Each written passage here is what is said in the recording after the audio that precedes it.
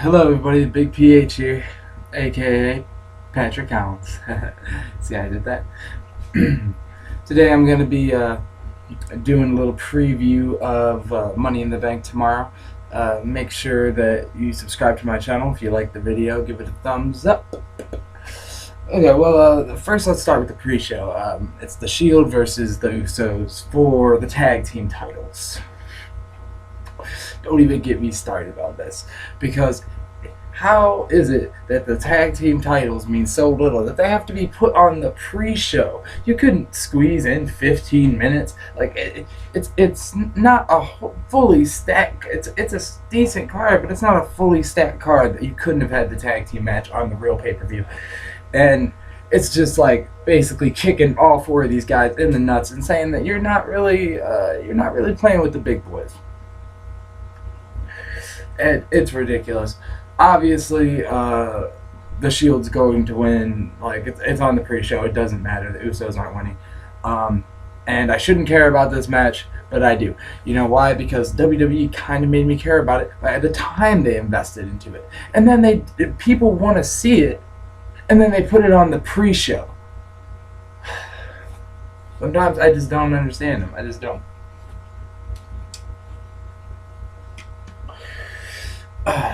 And then I'll try to cover. I want to cover the bad stuff first, the stuff that I probably not gonna like. I'd be surprised if I do like. And I'm gonna start off with Ryback versus Chris Jericho. The reason I'm not gonna like this is because Ryback is doing an injury angle where his leg is really hurt. He gave up a match against The Miz, and then he suckered The Miz. He suckered The Miz into a pinfall victory, which is weird because it's like The Miz was in Ryback's feud while Chris Jericho was in Curtis Axel's feud. It's like these guys switched opponents. I didn't really understand that as it was going on, but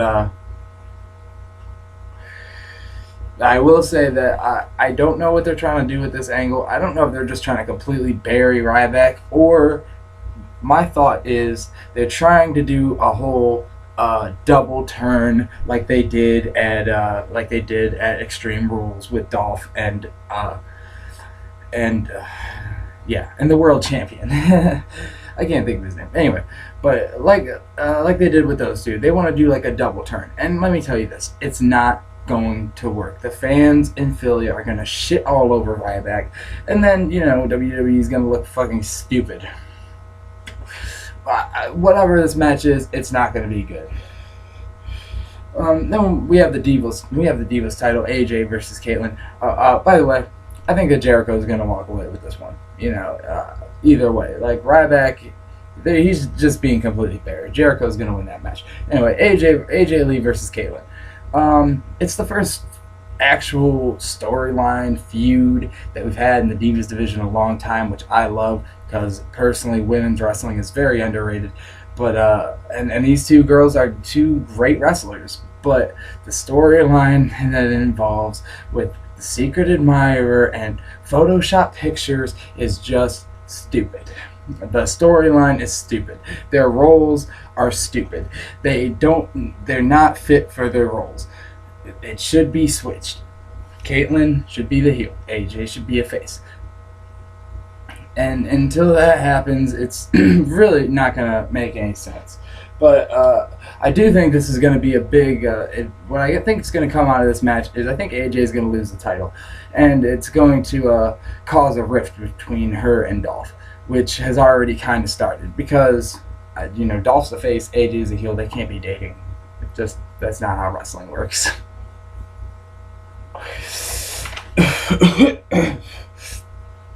Next, for the next belt on the line would be the IC title. Again, I'm not expecting much out of this match against The Miz and Curtis Axel.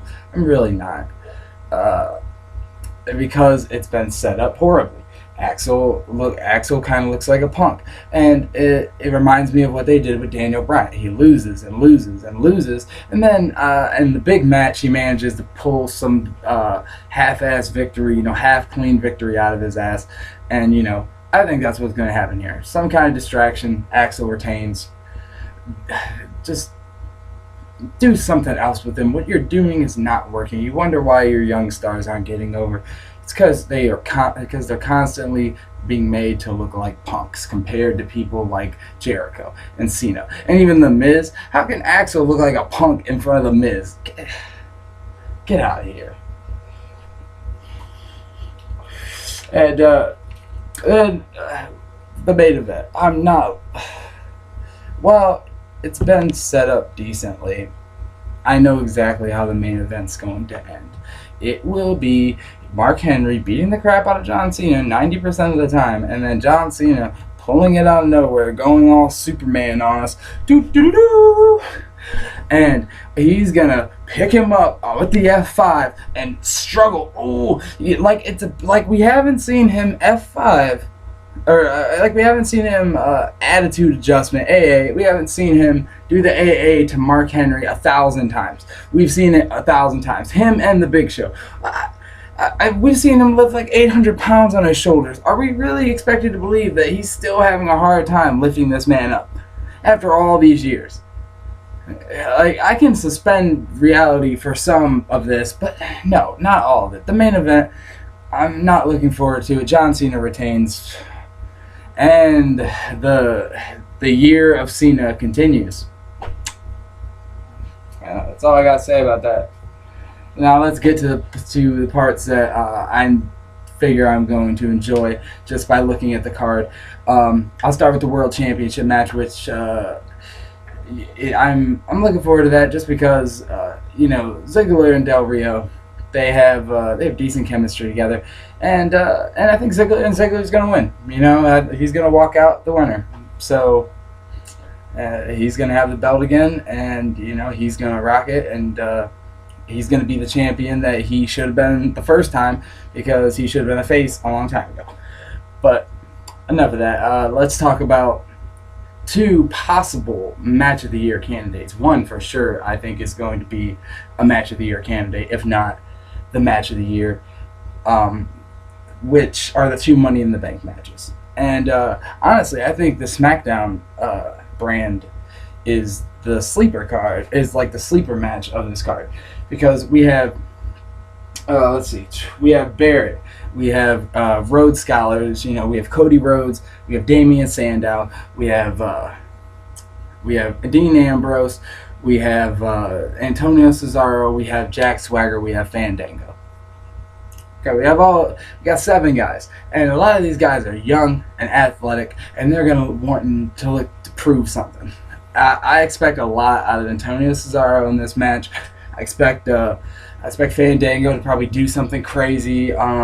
Swagger, Ambrose especially, I'm expecting big things out of this match. But I think everyone's going to have a nice spot.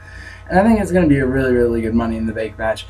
And usually it would be awful because all of these guys are heels. So the crowd wouldn't know what to do. But they're in Philadelphia. So it's going to be filled with smart fans. And they're all going to just cheer. They're going to probably just cheer Dean Ambrose because, he's an internet darling. And, Antonio Cesaro, they're going to cheer him. They're going to boo Wade Barrett. They have their favorites. So, at least, it's going to be, there's going to be clear, defined characters in the match. And hopefully, they roll with it. And hopefully, I think it's going to be a really good match. And I think Dean Ambrose is going to walk out victorious. I think it's going to be another night for the Shield, honestly. That's just me. And then to what could possibly be the match of the year, the All-Star Money in the Bank match for Raw. CM Punk, Daniel Bryan, Sheamus, Randy Orton, Christian, and RVD. Rob Van Dam. coming back finally after all this time. Now, Kane was originally in this match, but he got injured by the Wyatt family, so he's no longer in the match. But this is still going to be amazing. I expect great things out of all these guys. And like I said, in a week, we're going to be talking about this like it could be the match of the year. I would bet anything on it. But I expect big things from especially Punk, Daniel Bryan. I expect big things from Christian. He just came back. He's looking to make an impact. Everybody really is going to go 100%. And I expect RVD to go 200%. He's going to be on fire in this match. He's not just going to call it in like he was doing in TNA. No, he's going to be on fire.